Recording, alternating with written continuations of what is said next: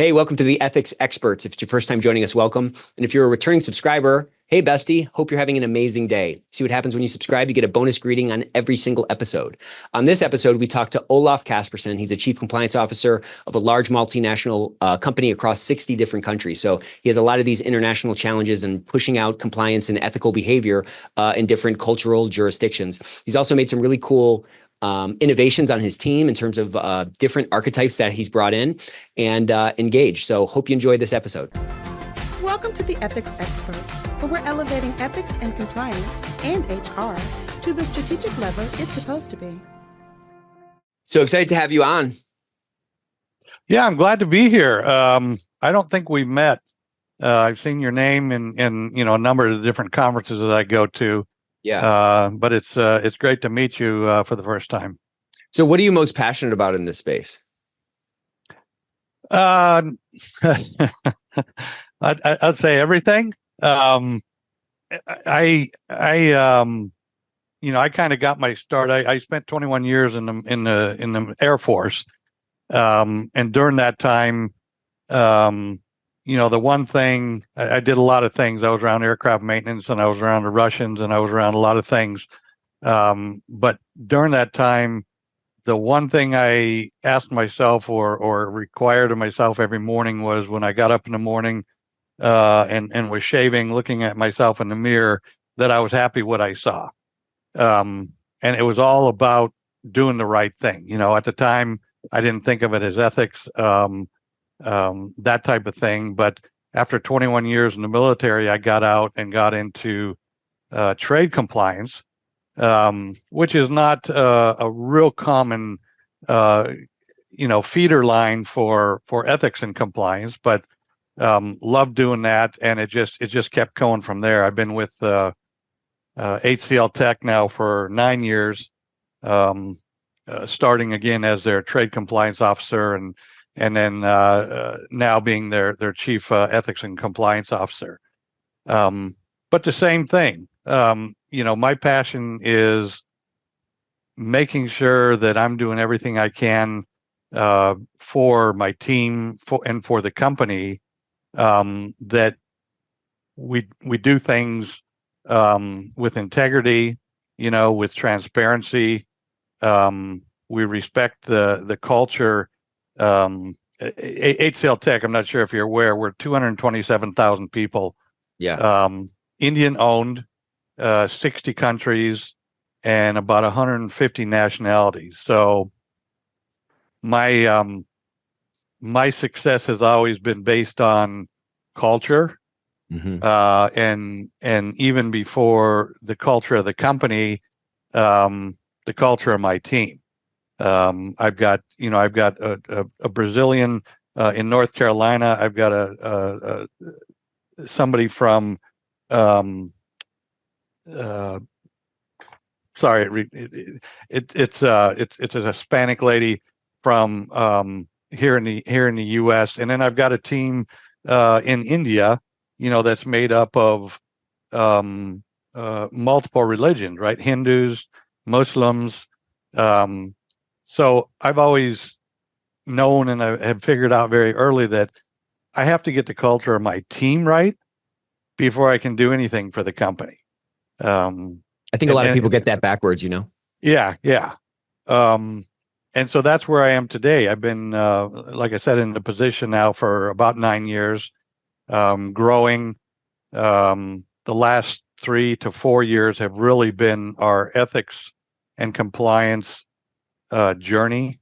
Just trying to hit everything we could everywhere we can, based on budget, based on limited personnel, that type of thing. So, yeah.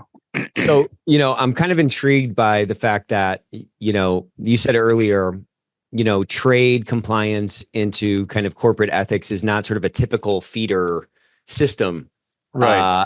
And yet at this company, you recreated that feeder system for yourself again. You know what I mean? Like it sounded like in your previous life, you were kind of in trade, and then you got into ethics, and you did that again at this company.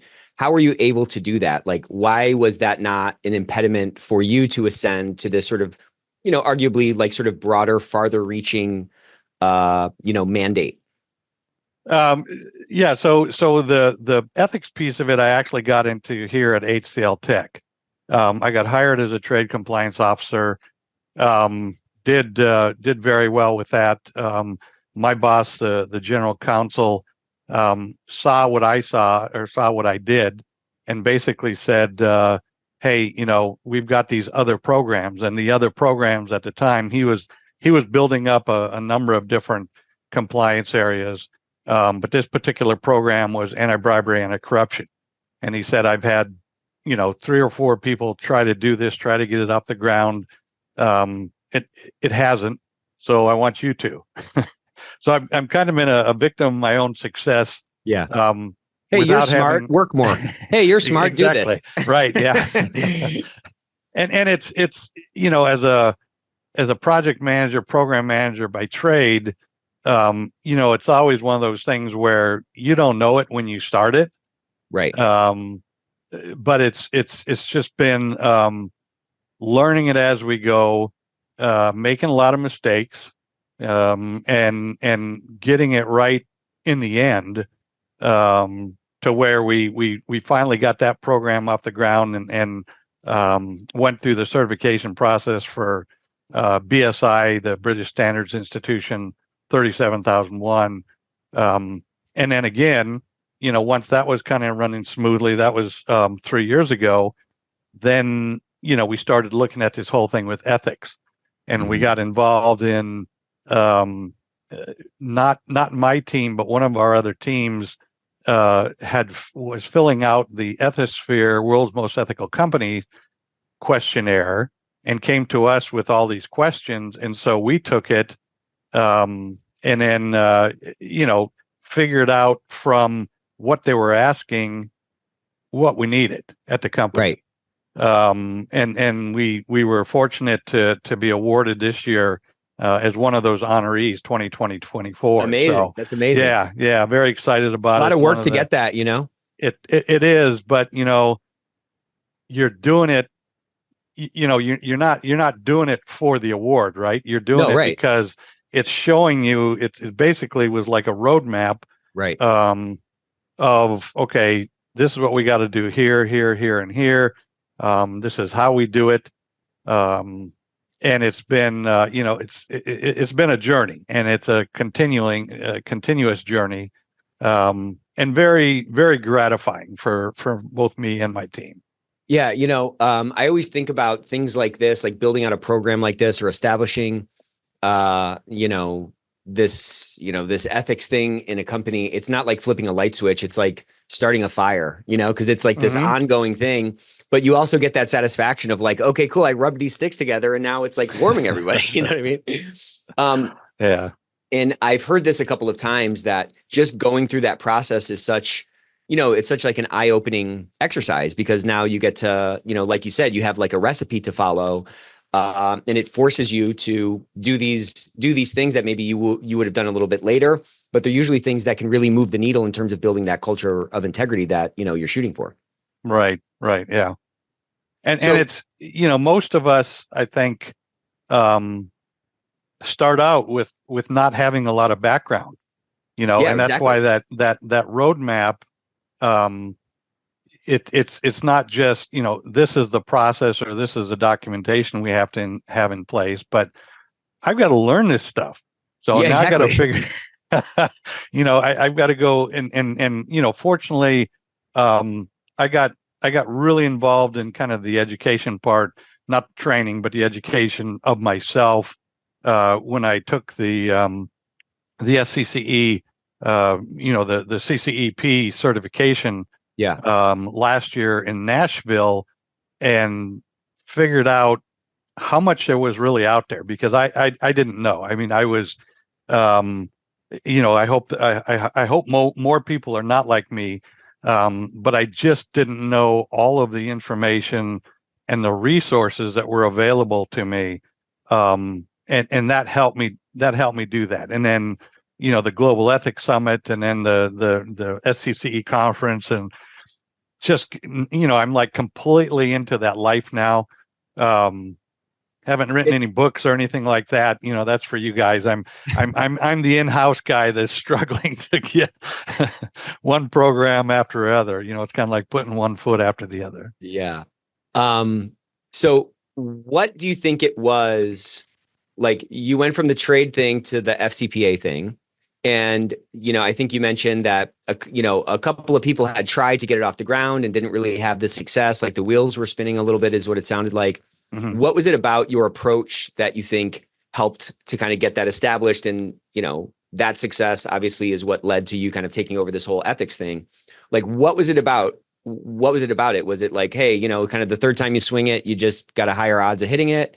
Is it that, like, you maybe had a different mentality? Is it, what would you diagnose as kind of the key there that allowed you to have that success in building that sort of second thing?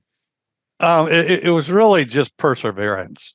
That's pretty much how I've succeeded in everything in life, is just not giving up. Yeah. If, it's like, my lead person in India, I say, you come up to the roadblock, right? And you may go around it, you may go over it, you may go under it, or sometimes you got to go through it. Right. And that's what we did. There was some times where we didn't make friends because we were trying to put this into place. But the more we learned and collaborated, and of course, this is not me, this is a team, right? Yeah. Everybody having ideas, everybody having different ideas in different countries. Just all of the pieces, getting, being put together, but without the perseverance, it would have been just too much. I mean, unless you just keep going when you know that you're not doing the right thing or the right place or the right time, just the perseverance. And again, like I said, a fantastic team. I mean, I've had a little bit of turnover on my team in the last 3 years. But we just keep seeming to be getting better.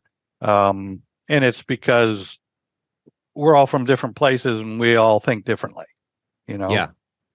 It sounds like you've done a good job of, like, capturing that, like, potential benefit from this diversity that your team just inherently has.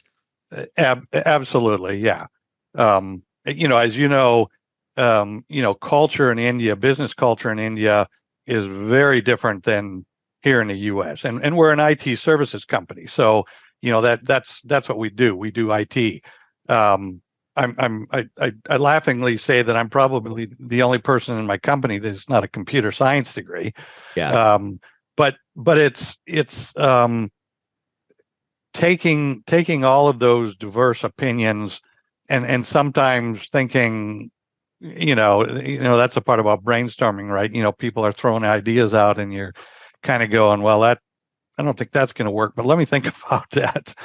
But just having kind of a global input from my team, with, ways of thinking that we in the U.S. don't, we don't operate that way. We don't think that way. And sometimes those are the best ideas that I've come up with, Yeah, this concept of the idea meritocracy sounds so good, where the best idea should win out, regardless of who, presents it, whether it's you or it's the guy delivering sandwiches or it's the low man. Like, that sounds like a great, like, ideal, but it's really a hard thing to actually foster. A true idea meritocracy really only works when you have the diversity of thought around a table, which usually comes from different geographies, different backgrounds, different, like, levels in the organization.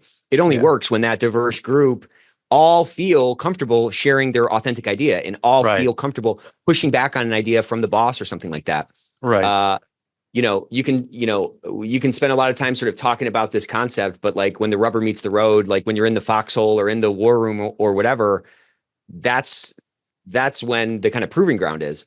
As you know, I'm really kind of, I thought what you said was really compelling, and I think it's spot on.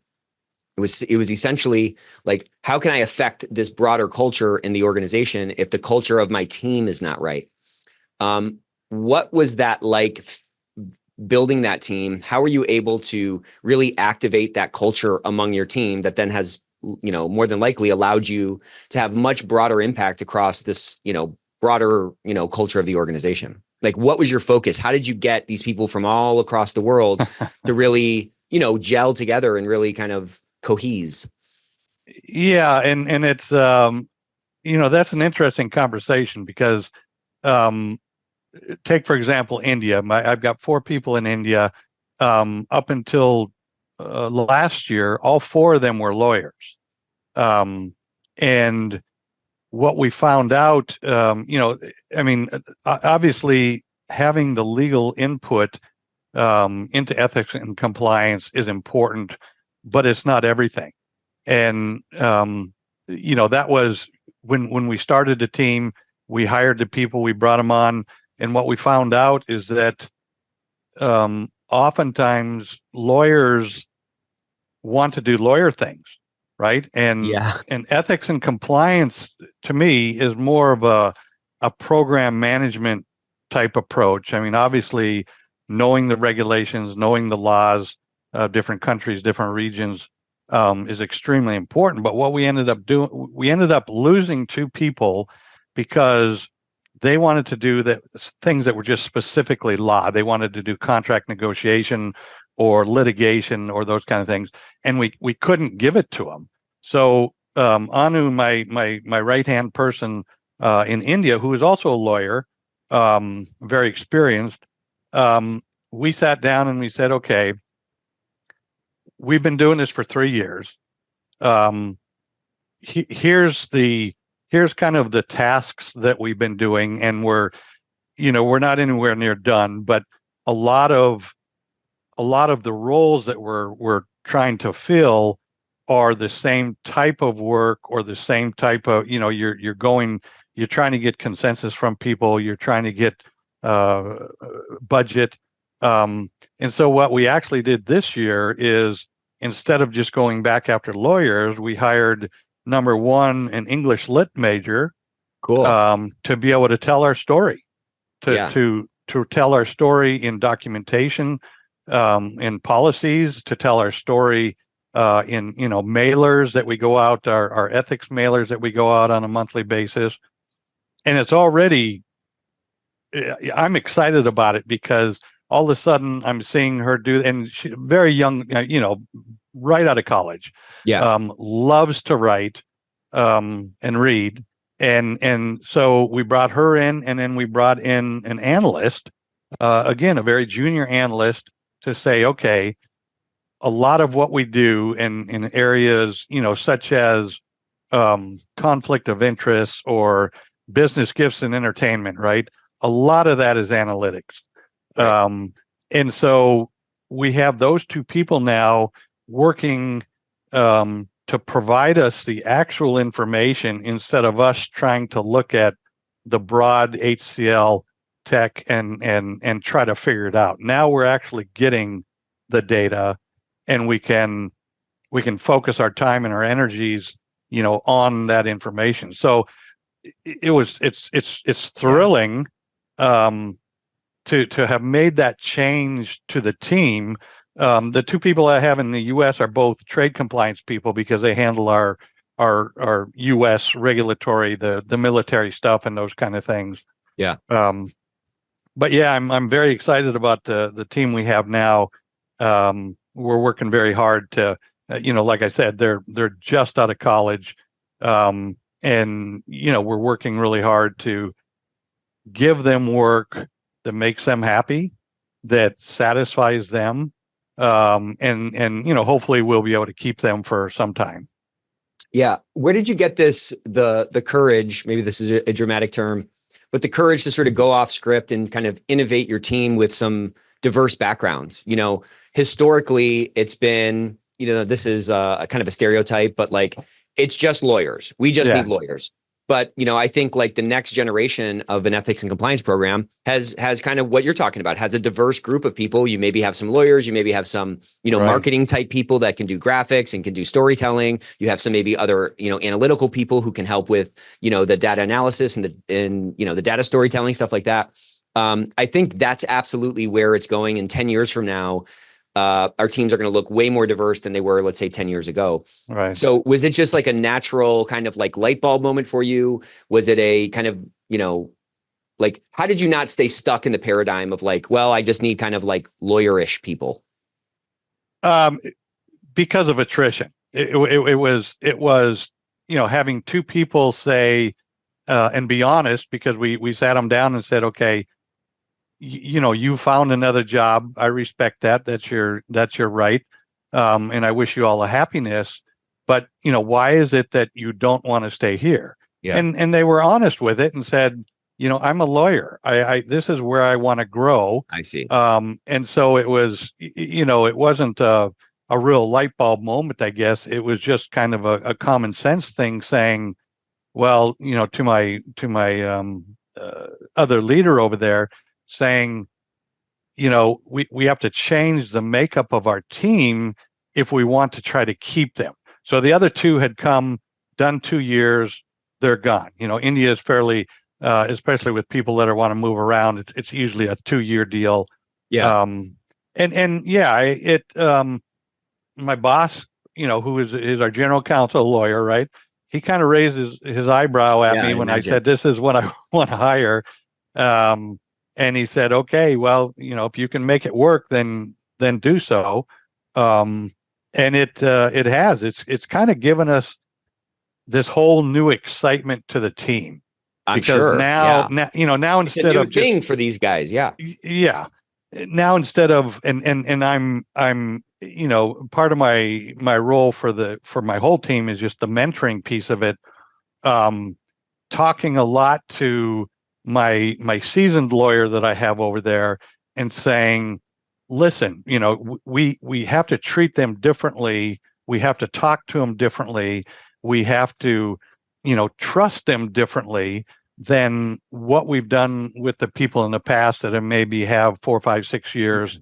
Because it's just a different, they're a different generation. Plus now we have these two people that have totally different skill sets that may feel like they're alone exactly right on our team. That's so the risk. A lot of attention, a lot more time, talking, sharing with them, thanking them, appreciating them, those types of things. What I love about this conversation is that like we kind of started out the conversation, you're drawing this parallel between like the culture on your team and the broader culture that you're trying to affect. Mm-hmm. And you've sort of created these circumstances where your team has had to learn this muscle on how to assimilate a diverse, generationally, age-wise, whatever, skill set wise, multiple diverse people that you've had to sort of adopt and like graft into the body that is your team. Mm-hmm. In doing that, in sort of building that muscle sort of internally for your team, what impact has that had in how you guys interact with the broader culture across these 60 countries that you're trying to affect? Has there been any kind of like knock-on effect, from that experience of bringing these new folks into the team? It's actually made things smoother. I bet. For example, the person that our writer, if you will, has now taken over all of the writing of our mailers, of our notifications, even of our policies that we're creating now, our programs and policies, and writing them with not just a bunch of legalese, right? And so I'm reviewing these things after they send them to me, and I'm thinking, I really like that. We were doing something just yesterday where the lady had started talking about a garden, and how in a garden, if you want the flowers and the bushes to grow, you have to water them, you got to fertilize them. And I'm a gardener, so I don't want to geek out on you, but it just resonated with me that using different type of language and a different speaking voice is going to maybe click with somebody in a different way, or a whole group of people in a different way, than the kind of the legalese, the legal jargon, where, here's a regulation. If you don't do this, you go to jail, you pay a fine. Nobody wants to hear that stuff. Yeah, no one's reading, DOJ pronouncements before bed. They're reading books. They're watching, it's stories. You know what I'm saying? Yeah. And what, it's such a it probably humanizes your group so much. It humanizes you to such a different degree because you're not leading with like this legalese. You're leading with stories and you're leading with these metaphors. And it's kind of putting the function in sort of a different light. It's framing it in a different way. And that I think can allow people to like interact in a different way. I mean, at the end of the day, we're trying to like change behaviors. That's what the entire job is. We want people to act in a high integrity way. We want to keep the company out of trouble. We want people to be able to run down the road of business like faster, right? That's what the true impact is of a sort of fully actualized ethics and compliance program. But like to the extent we're changing behaviors, I've never been able to like logic my wife into anything. You know what I mean? Not like it doesn't work, Right. But when we're convincing somebody a story or a metaphor or a parable or something like that can really help people understand the true concept so much faster. I mean, at some level, it's like an efficiency and effectiveness thing, right? Like if they can understand that concept so much faster and internalize it, then the odds of them acting in accordance with whatever the goal is just a lot higher. Absolutely. When I'd love to hear how you've tackled this. I'm kind of nerding out on this. But what I found is that sometimes young folks, like it takes them a little bit longer to unleash. And like, I always find that like so much of my job ends up being like trying to make them feel comfortable, like, letting their light shine. Right. And I think when they come into an industry like this, where it's, this is broad brushstroke, all lawyers, complex regulations. These are all like high intensity words that in my experience, I've found younger folks who maybe haven't been in the industry or maybe are just kind of fresh out of college, they seem like a little bit more scared to like fully unleash.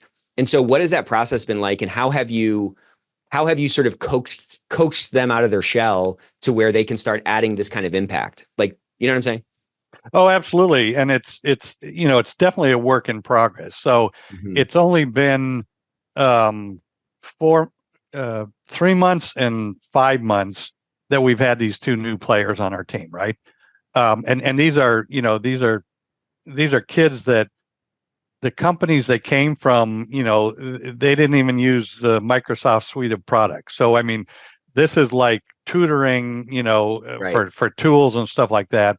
But what I've done, personally is like with the analyst, we were trying to determine how to track our mandatory compliance, our code of business ethics compliance, right, or anti-bribery compliance.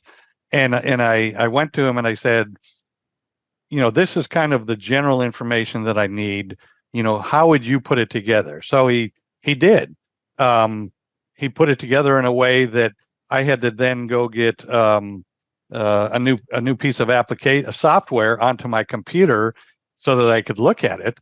But it's encouraging them even when they miss the mark, which is something that I've always, I'm positive. I don't, I've been on the other side of that with bosses so much. So it's like, okay, here's what we have. Can we do this? Can we do this? And then instead of me just talking, asking them to tell me, how would you do this, right? And what would it look like?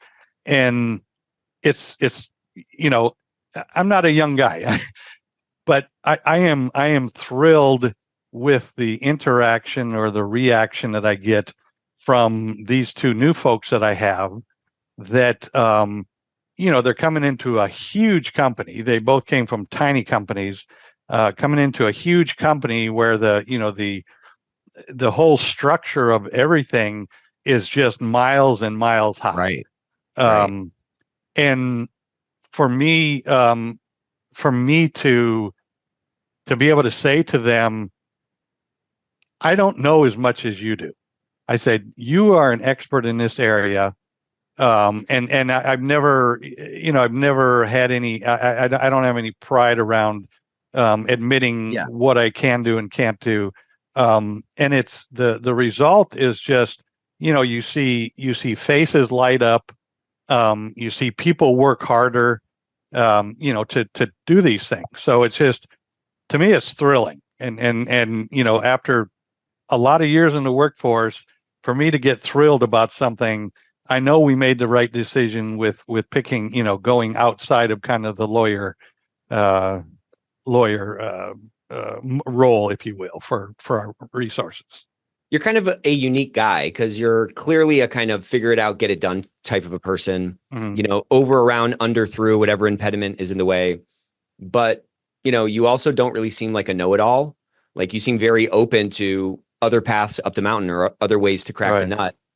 I've worked for people that are kind of the other way, and it's very frustrating because I'm a know-it-all. No, I'm just kidding. But everybody has ideas, right? Everyone's different. They have ideas, and just because, I'm the oldest person in the room doesn't mean that I have the right idea per se. There could be somebody new who maybe knows about a technology that I don't know about, or just has a unique idea on how to figure it out, just because they're putting fresh eyes on it. Right. And you said something else that really resonated with me. I think the quote was I have no pride in terms of what I can and can't do. So where did this security and kind of who you are come from? Have you always been that way, or was it kind of a process of you understanding okay, this is kind of the position on the baseball diamond I'm really best at, and this is my role? What was that kind of like, and how did you get to this point? Because I think leaders like you are ones that can really start to activate their people and really start to get this synergy, to use the classic buzzword, to get this synergy from the team and really kind of multiply the impact, which I think is just so important in a role like this, which typically everybody I talk to, fighting for budget, fighting for impact, they don't have the resources they need and so forth. So it just becomes increasingly more important to be able to activate that and, kind of make some hay with what you have. But it's also a high intensity, function with a lot of pressure and a lot of a high cost for getting it wrong, which I have just seen people tend to kind of fall into this backup style, which is usually less open and less, empowering. It's more kind of a tighter grip, is where people tend to they tend to kind of resort to that type of a posture when the heat is on, or the intensity is up. So how have you been able to kind of navigate that? I know this is a large question. This might be covered in your biography. I don't know. It's essentially who I am as a person. It's how I was raised, by folks, kind of blue collar folks. Yeah. My mom didn't work. She stayed home. My dad was, I just learned to be humble, really was probably the key to it. But in my work life, I have failed at so many things before I succeeded. And part of that is because I've never been afraid to take on a challenge. But every time I've taken on the challenge, it's usually about something that I know nothing about, right? Like joining an IT company, knowing nothing about it, and falling down on my face and getting back up. So I look at it, I look at it that way, is that, hey, nobody's got all the answers, nobody's perfect. If somebody comes in and wants to be that way, they probably won't stay on my team very long. It's all about how we work together.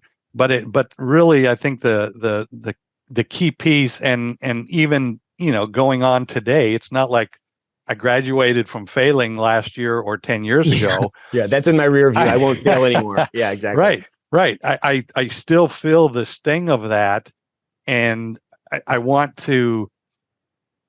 I'll say managers and leaders. I'm a leader. I'm not a manager. I believe that leaders lead people and help them be better. But I don't. When I start something that I don't know, I know, okay, this is going to take extra work. It's going to take homework.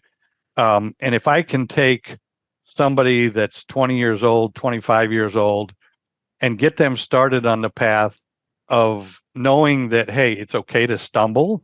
Yeah. I'm not going to rip your head off. I'm not going to fire you.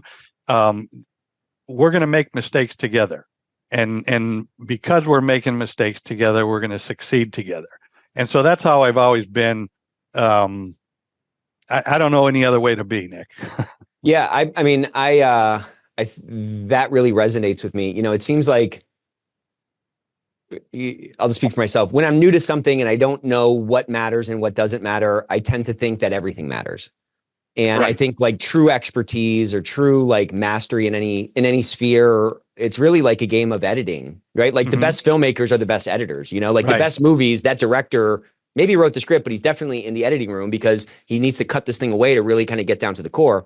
Right. And I think the confidence to like cut the film, so to speak, comes from like a level of experience to some degree. But I'm saying on the early stage of it, you kind of treat everything like it's brain surgery when life is really a lot more like baseball. Like, how do you do something new without striking out? Like, how do you try something new and not fall off the bike? Like, it's just always going to happen. And so I'd love your like advice on this. I'm kind of like you. I think I can do anything. Like, I'll take a challenge I haven't done before. And I have the confidence to say, like, I think I can figure this out, or I can find the resources, or I can get the advice to like crack the nut and pick the lock.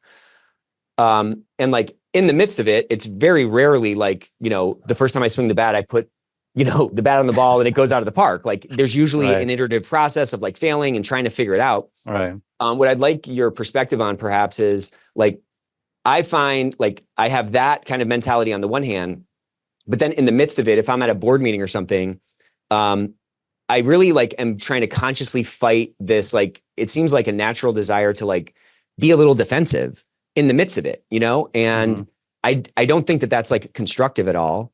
I definitely, so how do you kind of balance that? Like if you're in the midst of trying to figure something out, something new out, when you've had this confidence that says like, I think I can figure it out. I figured everything else out in the past, but maybe it's taking a couple more cycles than you think, and you maybe have a meeting with a boss or, whatever.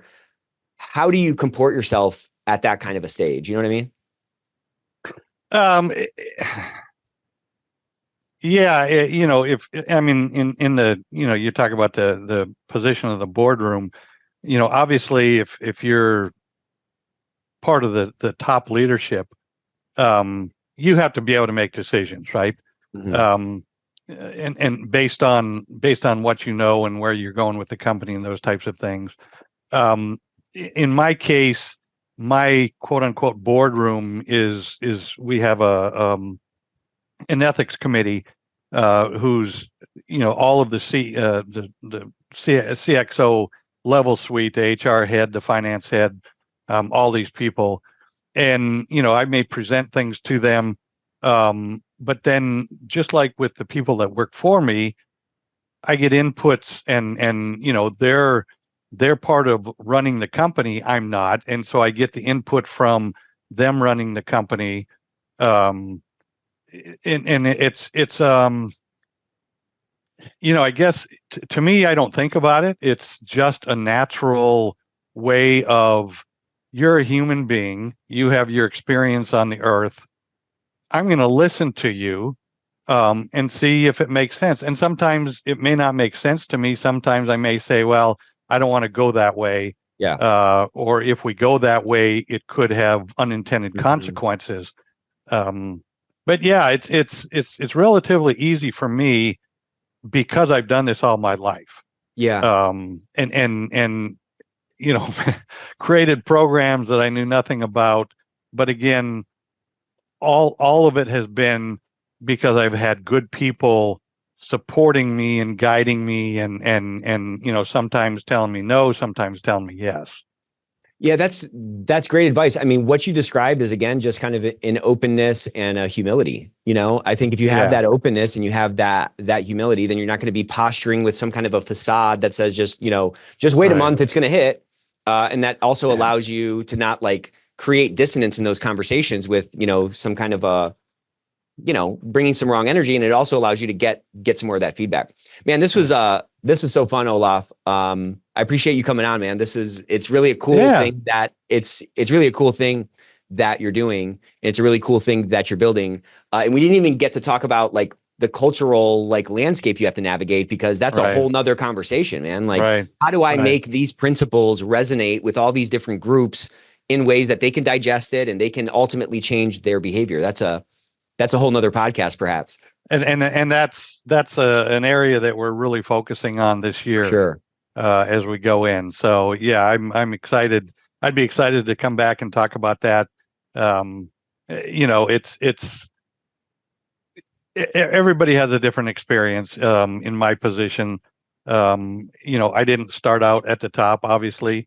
I started out the bottom actually with kind of everything. And so I've experienced all the pain along the way, like I said, falling down on my face.